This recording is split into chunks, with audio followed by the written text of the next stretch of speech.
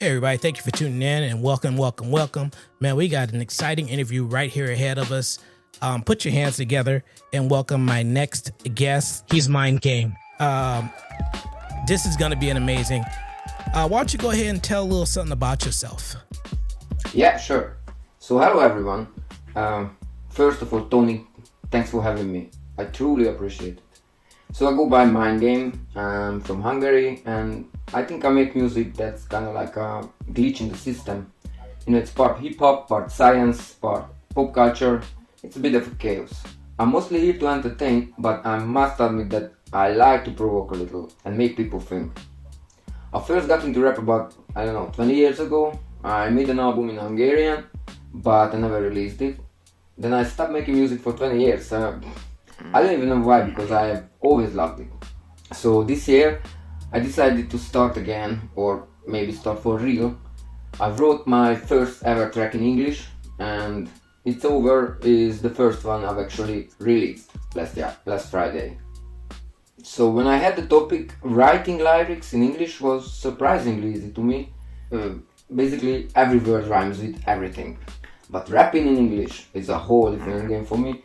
It's not my native language, so it's more difficult. So I tried to work a lot on my pronunciation so the track wouldn't sound so Hunglish as my speech, as you can hear.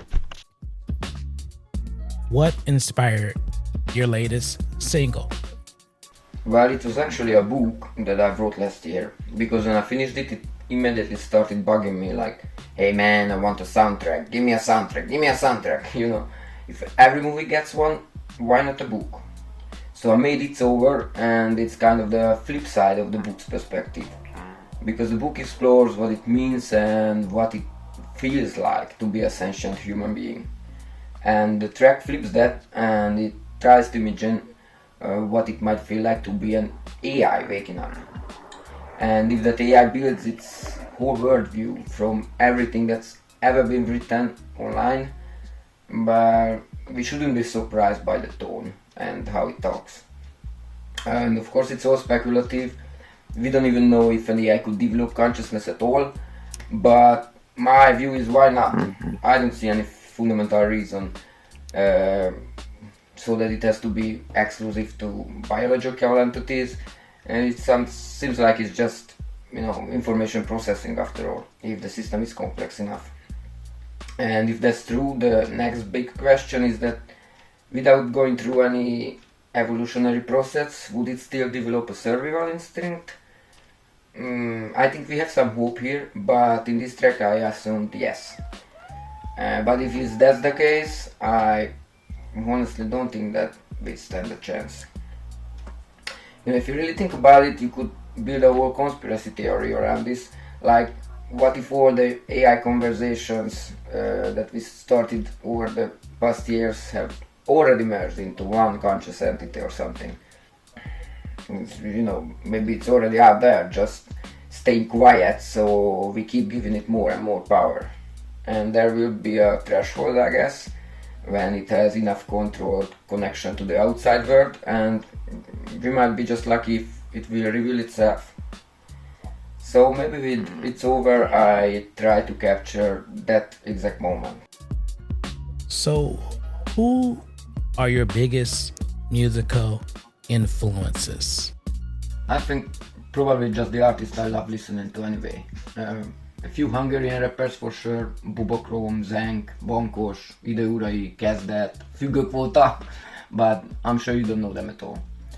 I always had a thing for Spanish rap too, Cancerbero, rest in peace. Rapper School, Vicosi, of course Cypress, from France, NTM and Science Super Crew. Mainstream wise, I gotta mention ODB, Method Man, the whole Wu, and of course Dob DOD. I love their energy. So I'm sure I'm forgetting a bunch, but yeah, it's a mix of a raw, poetic and chaotic. Yeah, that's what I love. What do you want people to feel when they hear your music? Well, I think it really depends on the track. For It's Over, I'd love people to feel just entertained but maybe a little unsettled too, and definitely aware. So if my track makes you a bit uncomfortable, that's good. That means it's working. How has your sound evolved over time? When I first started rapping as a teenager, I just wanted people to go wow from the rhymes. Frankly, that was the goal. But I think I've grown a bit since then. Now I want that wow to come from not just from the rhymes, but from the meaning of each and every line, and you know how these two things work together. It's hard to explain, but I guess I'm chasing that moment when someone hears a bar and thinks, wait, that was clever and true. What is your dream collaboration? That's a pure chaos. I would say a threesome with Method Man and Chuck Nice, the comedian who I know from Star Talk. Yeah, that would be the time of my life, no question. And if Sean Carroll is right about the multiverse, then I'm pretty sure that collab already happened, but with Cancerbero. You know, maybe somewhere out there it's real now, whatever it means. Anyway, are we going to speak always like this? Got it. All right. So what's next for you in your music career? Any shout outs? And where can listeners find you on social media, places like that? Honestly, I have no idea how this track will resonate, and that probably determines what's next for me in music. But yeah, I do have plans. I'm working on a full album with around 15 tracks. It's mixed in English and Hungarian. I'll be dropping teasers for each one so people can catch the vibe early. So if you liked It's Over, it might be worth following me. You can find the track on all major streaming platforms like Spotify, Apple Music, Deezer, all that. The music video is up on YouTube. I'm on Instagram, and soon gonna launch a TikTok account. Man, that was one amazing interview. Thank you. I solely appreciate it. Thank you for coming and gracing us with your presence. Everybody go ahead and check them out at the social medias, and we'll see you next time.